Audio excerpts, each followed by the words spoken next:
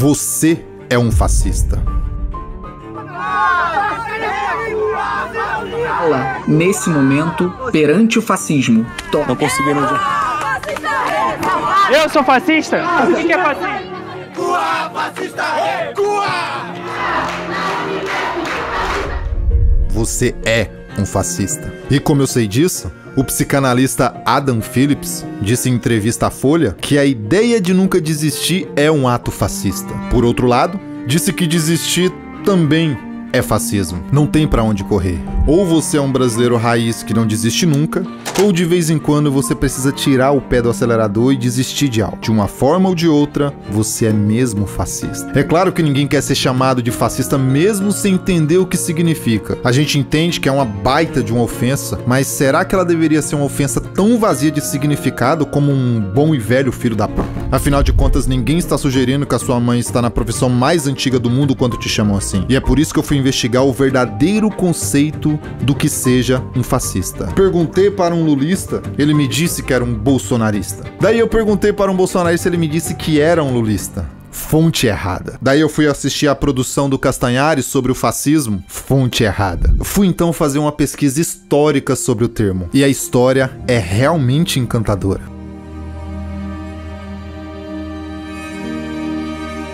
O fascismo é irmão do nazismo, do liberalismo e do socialismo. Os quatro são filhos do iluminismo francês. Em um primeiro momento, três concorrentes funcionam de uma forma harmônica no lema liberdade, igualdade e fraternidade. Da igualdade se desenvolvem os socialistas, os comunistas, em busca do domínio político com poder centralizado no Estado. Da fraternidade se desenvolvem o nazismo e o fascismo, nacionalista que se desdobram em uma complexa trama para se distanciar dos seus irmãos fracassados, mas com ideais extremamente parecidos. Surgido da Itália destruída após a Primeira Guerra Mundial, o fascismo é uma ideologia política criada por Benito Mussolini, que resumiu a doutrina fascista numa regra concisa: tudo pelo Estado, nada contra o Estado, nada fora do Estado. Mussolini seduz a elite industrial italiana, assustada com a disseminação de ideias comunistas que corriam pelo mundo após a Revolução Russa.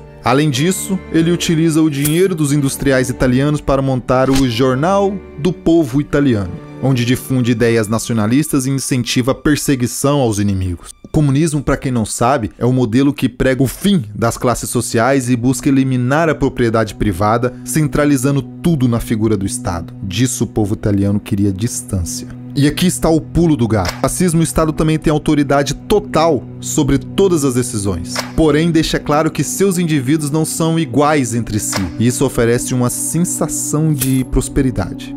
O nome fascismo vem de facho, que significa feixe. Esse é o símbolo do fascismo porque representava a fraqueza do indivíduo isolado e a força do coletivo sustentado pelo Estado. Ou nos entregam um governo, ou iremos a Roma tomá-lo. Foi o que disse Mussolini ao começar a marcha dos camisas negras pela capital italiana. Então os revolucionários marcharam, dominando as principais cidades italianas até chegarem em Roma e tomarem o poder, utilizando da força e do apoio popular. É isso que dizem. Na verdade, a Itália estava tão desacreditada que entregou de bandeja o poder a Mussolini. Com um pouquinho de estudo, e essa informação era pública, eles saberiam que o partido do Mussolini, em 1919, defendia o republicanismo, a participação dos trabalhadores na gestão industrial e a desapropriação das organizações religiosas. Mas os maus resultados obtidos nas urnas fizeram com que ele mudasse de posição, mudando de ideia como quem muda de cueca, com um único objetivo: alcançar o poder. Isso te lembra alguma coisa? Este mesmo grupo passa a adotar o sentimento nacionalista como oposição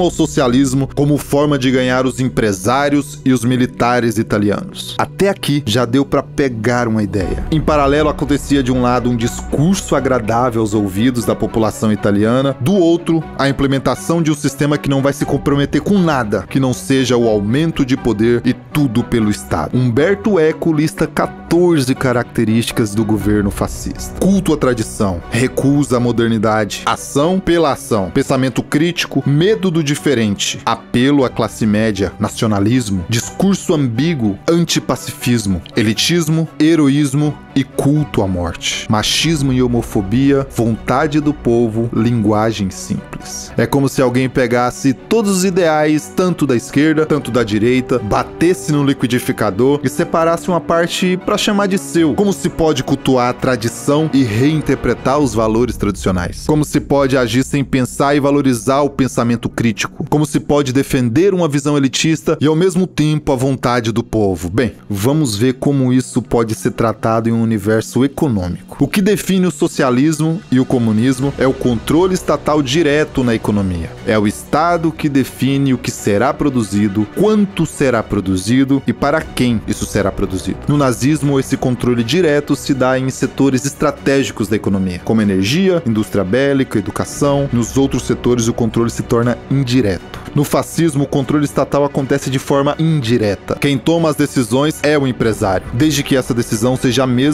que a do Estado. Caso contrário, troca-se de empresário. Simples. Assim temos um grande teatro de fingimento. Também me lembra alguma coisa atual. Parece que agora eu entendi. Tinha algo camuflado por trás daquela história muito bonita. No geral, os fascistas se posicionam em uma região intermediária e conquistam um apoio por meio do ódio e do medo existente contra o adversário. Infelizmente, isso acontece até hoje. E o negócio fica ainda pior quando quem detém o poder utiliza técnicas de manipulação para conduzir o seu povo e apagar o seu passado. Isso acontece na educação também. Ouvi dizer que tem um livro chamado Maquiavel Pedagogo, que fala sobre como todos fomos manipulados na escola. Comenta aqui, #Maquiavel, se você quer que eu procure mais coisas sobre essa história para você.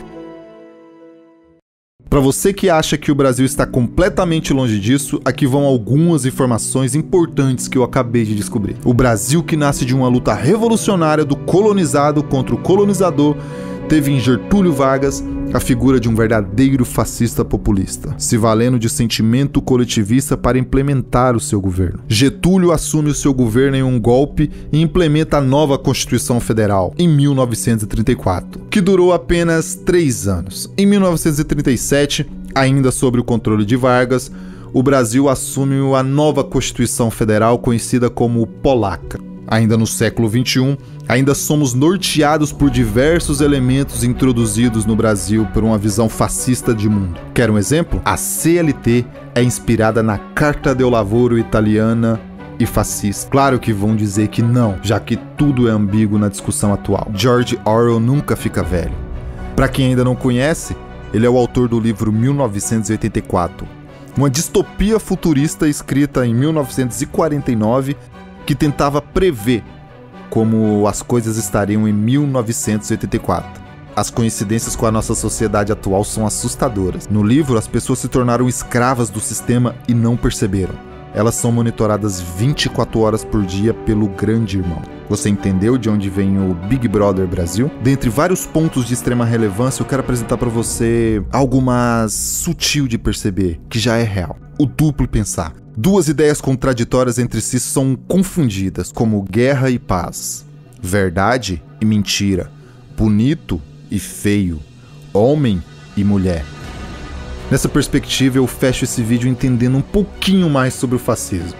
Agora eu compreendo melhor porque algumas pessoas são e não são fascistas ao mesmo tempo.